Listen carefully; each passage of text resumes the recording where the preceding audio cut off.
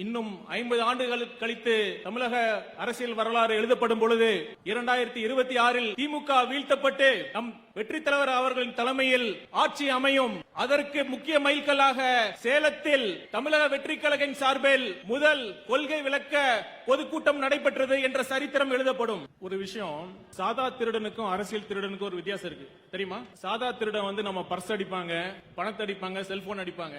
ஆனா அந்த அரசியல் திருடங்க நம்ம கல்வியை அழிப்பாங்க, நம்ம இயற்கை வளத்தை கொள்ளி அடிப்பாங்க, நம்ம எதிர்காலத்தையே திருடுவார்கள். இப்ப சொல்லுங்க, திமுக எந்த லிஸ்ட்ல சேர்த்தலாம்? கடவுள் பாதி மிருகம் பாதி கலந்து செய்த கலவை. அது மாதிரி இந்த திமுக காரங்க சாதா திருடர்கள், அரசியல் திருடர்கள் கலந்து செய்த நவீன விஞ்ஞான திருடர்கள். அரசியல்னாலே சாக்கடை, அரசியல்னாலே ஊழல், அரசியல்னாலே கொள்ளை.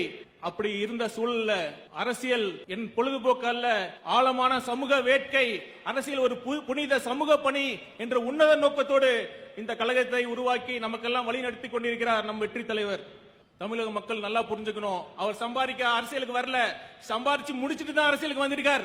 அவரை சம்பாதிச்சுல உண்மையான பெரிய சொத்து எது தெரியுமா? நீங்க தான். இந்த அன்பு தான். இந்த கூட்டம் போதுமா? இன்னும் கொஞ்சம் வேணுமா? இது சும்மா டீச்சர் தான். இன்னும் தரமான சம்பவம் மதுரையில இருக்கு, வெயிட் பண்ணுங்க. கொஞ்சம் சீரியஸா பேசுவோம். நான் மீண்டும் மீண்டும் ஒரு உண்மையை பதிவு செய்ய கடமைப்பட்டிருக்கிறேன். இன்று தமிழக வெற்றி கழகம் பெரும்பான்மையான தமிழக மக்களின் பேராதரவையும் அன்பையும் பெற்று ஒரு முதன்மை அரசியல் சக்தியாக வளர்ந்து இருக்கிறது என்றால் அதற்கு முக்கியமாக 2 காரணங்கள். ஒன்று, நம் வெற்றி தலைவரின் ஒப்பற்ற தனிப்பெரும் ஆளுமை. 2, நம் ஆழமான கொள்கை அடித்தளம். இது மட்டும்தான். இரண்டுமே நமக்கு 2 கண்கள். ஊழல் ஒழிப்பு, ஊழல் எதிர்ப்பு அவசியம்தான். ஆனா அதற்கு பிறகு நாம் என்ன செய்ய போகிறோம்? நாம் எந்த வழியில் செல்ல போகிறோம்? இதற்கு நமக்கு வழிகாட்டியாகவும் திசை காட்டியாகவும் கலங்கரை விளக்கமாகவும் இருப்பதுதான் நம் கொள்கைகள். நம் தலைவர் அவர்களின் விருப்பத்தை நான் சொல்கிறேன். தமிழக வெற்றி கழகத்தின் தொண்டர்களாகிய நீங்கள் வெறும் ரசிகர்கள் அல்ல, ஆழமான கொள்கை பிடிப்புள்ள சமூக செயற்பாட்டாளர்கள் என்று இந்த உலகம் சொல்ல வேண்டும். அதுதான் நம் வெற்றி முழுமையை அடைய செய்யும். சரி, நம்ம இந்த கொள்கை விளக்க பொதுக்கூட்டத்தில் நம் கொள்கையை பற்றி எனக்கு முன்னால் நிறைய பேர் பேசினார்கள். நான் ரொம்ப சிம்பிளா சொல்றேன். நம்ம கொள்கை செக்குலர் சோசியல் ஜஸ்டிஸ், மத சார்பற்ற சமூக நீதி. மத சார்பின்மை ஏன் அவசியம்? மத சார்பின்மை ஏன் இந்த நாட்டுக்கு, இந்த நம்ம இந்திய திருநாட்டின் உயிர் நாடி மக்கள் நல்லா புரிஞ்சுக்கணும். ஒவ்வொரு தனி மனிதனுக்கும் அவர்களுடைய மத நம்பிக்கை, அவர்களுடைய தனிப்பட்ட விருப்பம், தனிப்பட்ட உரிமை. நமது இந்திய அரசியலமைப்பு சாசனம் இதை நமது ஃபண்டமெண்டல் ரைட்ஸ், அதாவது நம்ம அடிப்படை உரிமையாக நமக்கு வழங்கி இருக்கிறது. எனக்கும் கடவுள் பக்தி இருக்கு, நானும் கோயிலுக்கு போவேன், நானும் சாமி கும்பிடுவேன், எங்க வீட்லயும் பூஜை இருக்கு.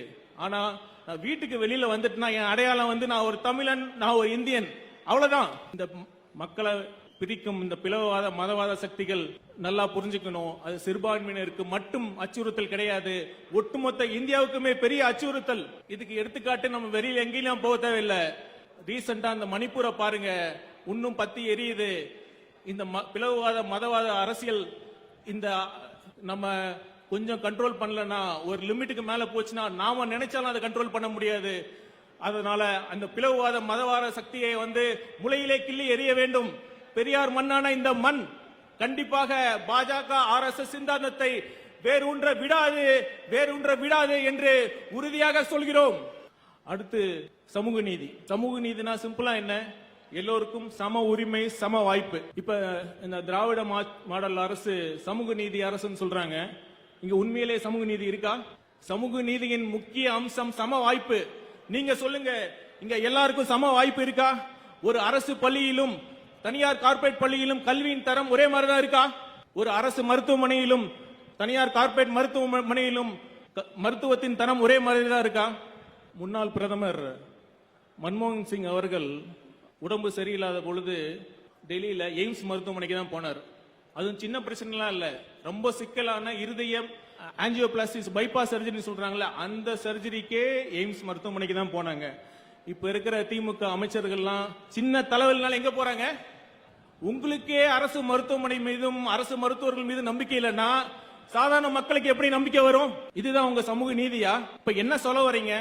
ஏழை எளியோர்களுக்கும் கேட்கறதுக்கு ஆளே இல்லாதவங்களுக்கு மட்டும்தான் அரசு பள்ளியும் அரசு மருத்துவமனையுமா? இதுதான் உங்க சமூக நீதியா? சமூக நீதியை பத்தி பேசுறதுக்கு திமுக காரங்களுக்கு அருகதையே கிடையாது. அடுத்து இன்னொரு விஷயத்தை பத்தி நாங்க பேசுறேன் நேரம் கருதி. இப்ப சமீபத்தில் திமுக அரசு, தமிழக அரசு 4 மூத்த IAS அதிகாரிகளை அரசின் செய்தி தொடர்பாளர்களாக அறிவித்திருக்கிறார்கள். இதுவரைக்கும் இந்த மாதிரி ஒரு அறிவிப்பு வந்ததே இல்லை. IAS, IPS, IRS, IFS போன்ற குடிமை பணி அலுவலர்களுக்கு 2 அம்சம் ரொம்ப ரொம்ப முக்கியம். ஒன்று அனானிமிட்டி, இன்னொன்று நியூட்ரலிட்டி. அதாவது நடுநிலைமையா இருக்கணும். அடுத்து மக்களால் தேர்ந்தெடுக்கப்பட்ட ஆட்சியாளர்கள் பின்னால் இருந்து இயக்க வேண்டும். அவர்கள் அரசின் முகமாக இருக்கக்கூடாது. இந்த அரசு ஒரு வெத்து விளம்பர மாடல் அரசு. இதுல என்ன வருத்தத்தக்க விஷயம் என்னன்னா, அந்த விளம்பரத்துக்கு மூத்த IAS அதிகாரிகளையும் பயன்படுத்துகிறார்கள். தமிழக அரசு வெற்று விளம்பர மாடல் அரசு வேணா அதை பண்ணிருக்கலாம். ஆனா அந்த 4 IAS அதிகாரிகள் இதற்கு ஒற்றுக்கொண்டிருக்க கூடாது. தமிழக அரசு இந்த அறிவிப்பை உடனடியாக திரும்பி பெற வேண்டும் என்று நான் கேட்டுக்கொள்கிறேன். இறுதியாக ஒன்றை கூறிக்கொண்டு நான் அமர்கின்றேன்.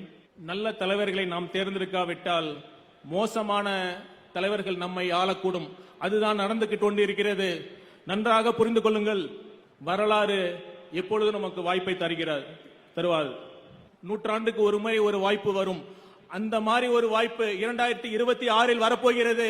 மக்களே, 1000-2000 ரூபாய்க்கு ஆசைப்பட்டு நம்ம எதிர்காலத்தை தொலைத்து விடாதீர்கள்.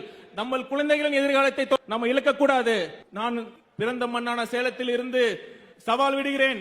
கண்டிப்பாக 2026 நமது தமிழக வெற்றி கழகம் திமுக என்ற தீய சக்தியை வீழ்த்தி நமது வெற்றி தலைவர் முதலமைச்சராக பதவி ஏற்பார் என்று கூறி வாய்ப்புக்கு நன்றி கூறி விடைபெறுகிறேன். நன்றி, வணக்கம்.